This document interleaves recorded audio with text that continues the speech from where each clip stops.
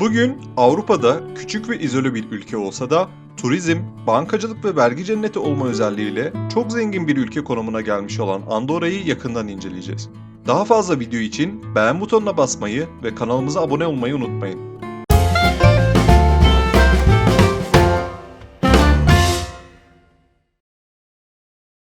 Andorra, resmi adıyla Andorra Prensliği. Güneybatı Avrupa'da, Pirene Dağları üzerinde, denize kıyısı olmayan küçük bir ülke olan Andorra, Vatikan, Monaco, San Marino ve Liechtenstein'dan sonra Avrupa'nın en küçük 5. ülkesidir. Andorra, dünya üzerinde eşi benzeri olmayan bir yönetim sistemine sahip. Eş prenslik sistemi olarak adlandırabileceğimiz sistemde 2 prens vardır. Prenslerden bir tanesi, Fransa Cumhuriyeti'nin Cumhurbaşkanı konumundaki kişi direkt olarak Andorra Prensi sayılır. Diğer prens ise İspanya'nın Katalonya bölgesindeki Urgell Patriği unvanına sahip kişidir. Yani günümüzde Fransa Cumhurbaşkanı Emmanuel Macron ve Urgell Patriği John Enrique Andorra'nın prensleri durumundadır. Ancak Andorralıların oylarıyla iktidara getirdiği bir hükümet ve başbakan da bulunuyor. Fakat bu hükümet herhangi bir yasa çıkarmak isterse ülkenin 2 prensinden de onay almak zorundadır. Andorra bayrağı kırmızı, sarı ve mavi renklerinden oluşan dikine 3 şeritten meydana gelir. Andorra her konuda olduğu gibi bayrak konusunda da komşularının etkisinde kalmıştır. Bayraktaki kırmızı ve mavi renkler kuzey komşusu Fransa'nın bayrağından, sarı ve kırmızı ise İspanya bayrağından etkilenmiştir. Bayrağın tam ortasında Andorra arması bulunur. Armanın en alt kısmında Latince Virtus Unite Fortior yani erdem birlikte güçlüdür yazılıdır. Armanın iç kısmı 4 eşit parçaya bölünmüş, sol üstte başlık şeklindeki arma İspanya bölgesindeki ve ülkenin 2 prensinden biri olan Urgell Kardinalini, sağda ise günümüzde Fransa Cumhurbaşkanı tarafından temsil edilen tarihteki ismiyle Faux Kontluğu'nun arması bulunur. Sol altta Katalonya arması, sağ altta ise Bern Kontluğu'nun arması konumlanmıştır. Fransa ve İspanya arasında sıkışmış olan Andorra, 468 km² yüz ölçümüyle Türkiye'nin Yalova ilinin yarısı büyüklüğündedir.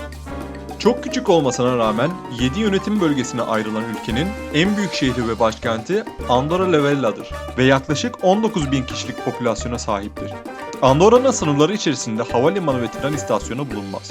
Ülkeye en yakın tren istasyonu Andorra sınırına 2 kilometre uzaklıktaki bir Fransız kasabasında bulunuyor.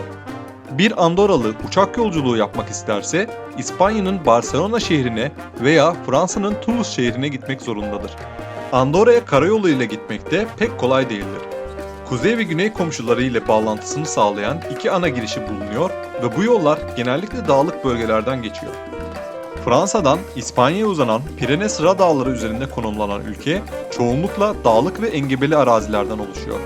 Ülkede birkaç göl ve nehir bulunsa da engebeli bir coğrafyaya sahip olmasından dolayı tarımsal alanda toprak alanının sadece %2'si ekilebilirdir. Başlıca tarımsal faaliyetlerini tütün ve saman üretimi oluştururken ülkenin imalat sanayisini ise sigara, puro ve mobilya üretimi oluşturuyor. Gıda ürünlerinin büyük çoğunluğunu diğer ülkelerden ithal eden Andorra'nın ekonomisini çoğunlukla bankacılık ve turizm oluşturuyor. Tahminen yılda 10,2 milyon turist ağırlayan Andorra ekonomisinin gayri safi yurt içi hasılasının yaklaşık %80'ini turizm gelirleri oluşturuyor.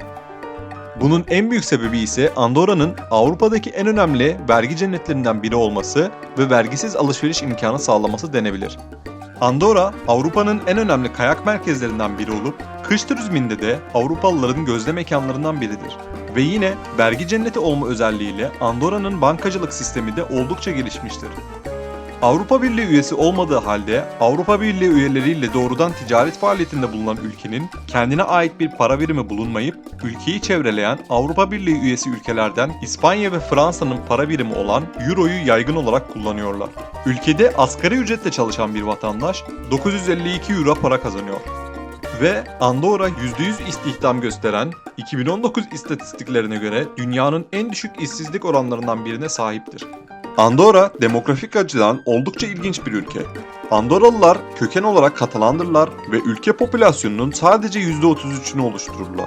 Geri kalan popülasyon ise Fransız, İspanyol ve Portekizlerden oluşuyor ve bu nüfusun ülkede seçme ve seçilme hakkı bulunmuyor. İspanyolca ve Fransızca ile akraba olan Katalan dili ülkenin tek resmi dilidir ve %39'luk bir oran ile çoğunluk dilini oluşturur. Fakat aileler çocuklarını Katalan, İspanyol ve Fransız okullarından herhangi birine gönderebilirler. İlginç olan nokta ise ailelerin yarısı tercihini Fransız okullarından yana kullanıyorlar. Ayrıca Andorra nüfusunun büyük çoğunluğu Katalanca, İngilizce, Fransızca, İspanyolca ve Portekizce gibi dillerden 3 veya 4'ünü iyi bir şekilde konuşabiliyor. Yüksek öğrenimde ise Andorra Üniversitesi ülkenin tek yüksek öğrenim kurumu olup hemşirelik, bilgisayar bilimleri, işletme gibi temel bazı bölümleri vardır. Dini bakımdan Andorra nüfusunun tamamına yakını Hristiyandır ve Katolik Hristiyanlık ülkenin resmi dini olup %88'lik ile çoğunluğu oluşturur. Geri kalan nüfusu ise Anglikan Kilisesi mensupları, Muğun Tarikatı, Yeni Havari Kilisesi, Yehova Şahitleri gibi dini gruplar oluşturuyor. Andorra'nın vergi cenneti bir ülke olması, herkesle iyi ilişkiler içerisinde olmasına sebep olmuştur. Andorra'nın dünya genelinde sadece 6 ülkede elçiliği bulunuyor. Bunlar Belçika, Avusturya, Portekiz, Fransa, İspanya ve Amerika Birleşik Devletleri'dir.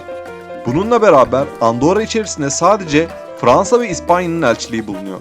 Andorra'nın en iyi dostları ise tabii ki komşuları Fransa ve İspanya'dır.